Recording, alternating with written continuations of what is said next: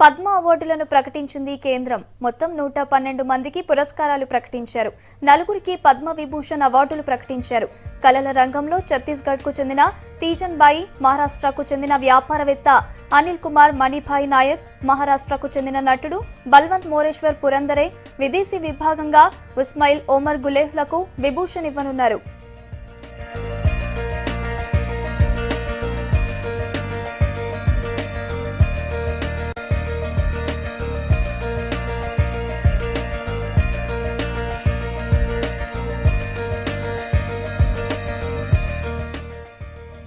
పద్నాలుగు మందికి పద్మభూషణ్ ఇస్తున్నారు. లోక్సభ మాజీ డిప్యూటీ స్పీకర్ కరియా ముండా, శాస్త్రవేత్త నంబి నారాయణ్, జర్నలిస్ట్ కుల్దీప్ నయ్యర్, లోక్సభ ఎంపీ హుకుందేవ్ నారాయణ్లకు పద్మభూషణ్ దక్కిన వారిలో ఉన్నారు. మలయాళ నటుడు మోహన్ లాల్ కు కూడా పద్మభూషణ్ వచ్చిన వారిలో ఉన్నారు.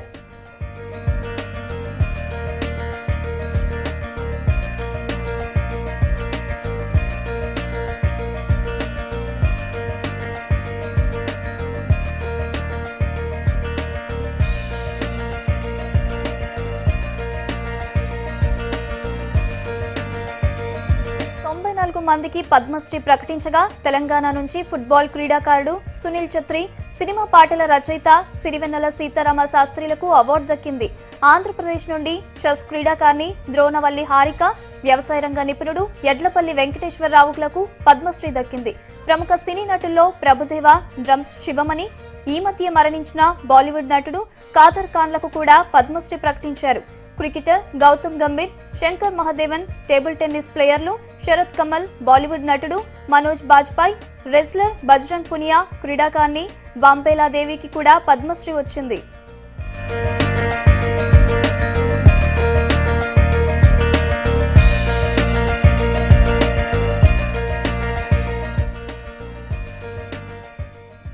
డీటెయిల్స్ భరత్ ను అడిగి తెలుసుకుందాం. భరత్, చెప్పండి, పురస్కారాలు వచ్చిన వారిలో ప్రముఖులు ఎవరెవరున్నారు?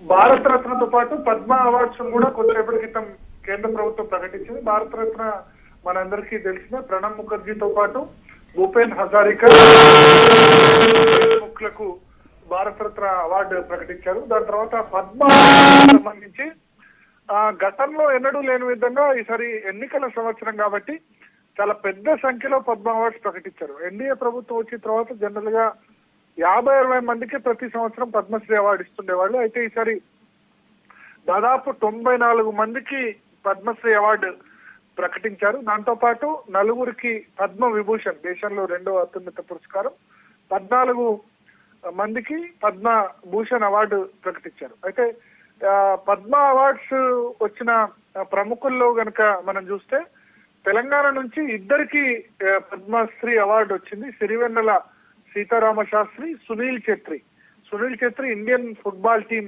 కెప్టెన్. సికింద్రాబాద్ లో అతను విద్యాభ్యాసం జరిగింది. సికింద్రాబాద్ లోనే ఫుట్బాల్ ఆడటం ప్రారంభించారు. సునీల్ ఛత్రి తండ్రి సికింద్రాబాద్ లో ఆర్మీ ఆఫీసర్ గా పనిచేశారు. ఫాదర్, మదర్ ఇద్దరు కూడా ఫుట్బాల్ ప్లేయర్స్ కావడం వల్ల వెంటనే ఆయన కూడా ఫుట్బాల్ ప్రారంభించి భారత కెప్టెన్ స్థాయికి ఎదిగారు సునీల్ ఛత్రి.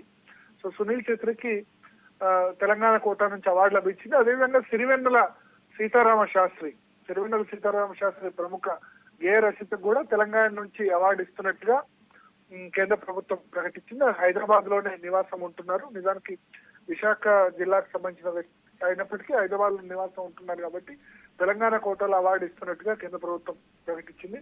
ఆంధ్రప్రదేశ్ నుంచి కూడా ఇద్దరికి అవార్డు ఇచ్చారు. ద్రోణవల్లి హారిక, చెస్ ప్లేయర్, అదేవిధంగా రైతు నేస్తం మ్యాగజైన్ నడుపుతున్న వై వెంకటేశ్వరరావు కూడా పద్మశ్రీ అవార్డు ప్రకటించారు. ఇక ఇతర ప్రముఖులు చూస్తే గనక, అంటే సినీ ప్రముఖులు గాని క్రీడా ప్రముఖులు గాని, గౌతమ్ గంభీర్ ఇటీవలే క్రికెట్ కు రిటైర్మెంట్ ప్రకటించారు. ఇండియన్ ఓపెనర్ గా, టెస్టుల్లో అటు వన్డేల్లో కూడా ఓపెనర్ గా కూడా గౌతమ్ గంభీర్ రాణించారు. గౌతమ్ గంభీర్ కు పద్మశ్రీ అవార్డు ఇచ్చారు. ఆయనతో పాటు ప్రభుదేవాకు కర్ణాటక నుంచి ప్రముఖ డాన్స్ మాస్టర్, సౌత్ ఇండియా అన్నిట్లో కూడా ఆయన ఎన్నో నృత్యాలు కంపోజ్ చేసిన సినీ ఫీల్డ్ కి సంబంధించిన వ్యక్తి.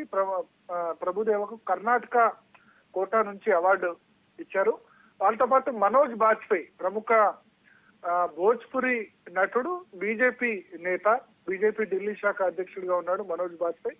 ఆయనతో పాటు డ్రమ్స్ శివమణి కూడా అవార్డు లభించింది. అదేవిధంగా కేరళ మలయాళ యాక్టర్ మోహన్ లాల్ కూడా పద్మ అవార్డు కేంద్ర ప్రభుత్వం ప్రకటించింది.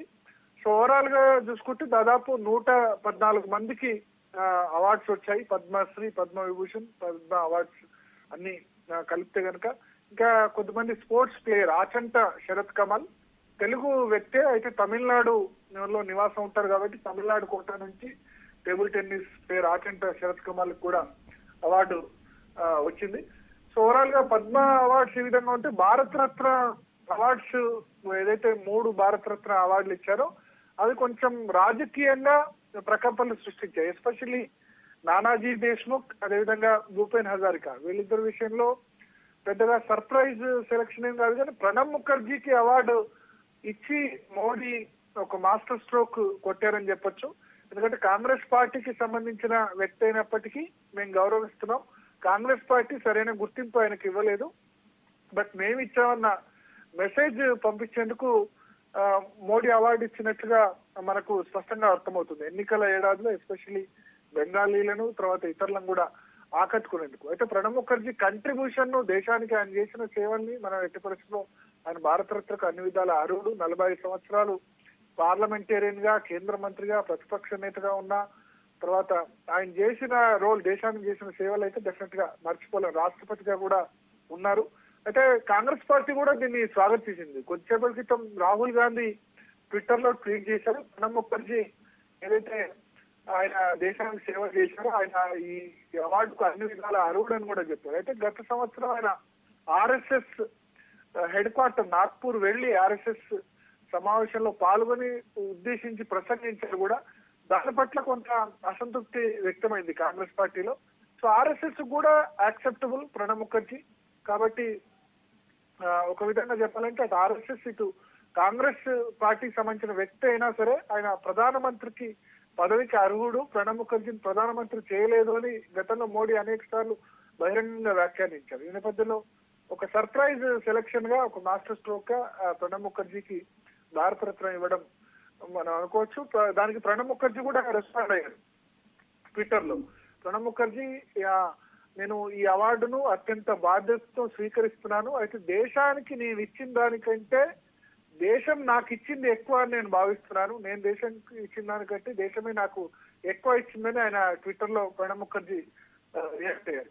దాంతో పాటు Nanaji Deshmukh RSS ideology, RSS సంబంధించిన సిద్ధాంతకర్త, ఆర్ఎస్ఎస్ వ్యవస్థాపకుడు హెడ్గే వారితో కూడా పనిచేసిన వ్యక్తి, ఆయనకు భారతరత్న ఇచ్చారు.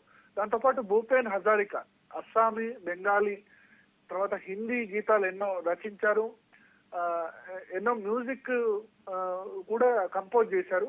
ఆయన కూడా భారతీయ జనతా పార్టీ తరఫున కంటెస్ట్ చేసిన వ్యక్తి. సో నానాజీ దేశ్ముఖ్, భూపేన్ హజారికా ఇద్దరు కూడా బీజేపీకి సంబంధించిన బ్యాక్గ్రౌండ్. జనరల్ గా ఎవరు అధికారంలో ఉంటే వాళ్ళ సింపథైజర్స్ కి అవార్డు ఇవ్వడం అన్నది కామన్ గానే వస్తుంది. అయితే ప్రణబ్ ముఖర్జీ ఒకటి సర్ప్రైజ్ చాయిస్. తెలంగాణ, ఆంధ్రప్రదేశ్ నుంచి ఈసారి పెద్దగా అవార్డు రాలేదని చెప్పాలి. కేవలం 2 అవార్డ్స్ మాత్రమే వచ్చాయి. గతంలో లాస్ట్ ఇయర్ తెలంగాణకు ఒక్క అవార్డు కూడా రాలేదు. అంతకుముందు ఇయర్ 6 తెలంగాణ వ్యక్తులకు ఇచ్చారు. సో మొత్తానికి ఇది జాతీయ అవార్డ్స్ కాబట్టి ఏ రాష్ట్రాల వారిగా చూడకుండా కొంచెం రిప్రజెంటేషన్ తెలంగాణ, ఆంధ్రప్రదేశ్ నుంచి అయితే తక్కువ ఉందనే చెప్పాల్సి ఉంటుంది. Right, thank you Bharat.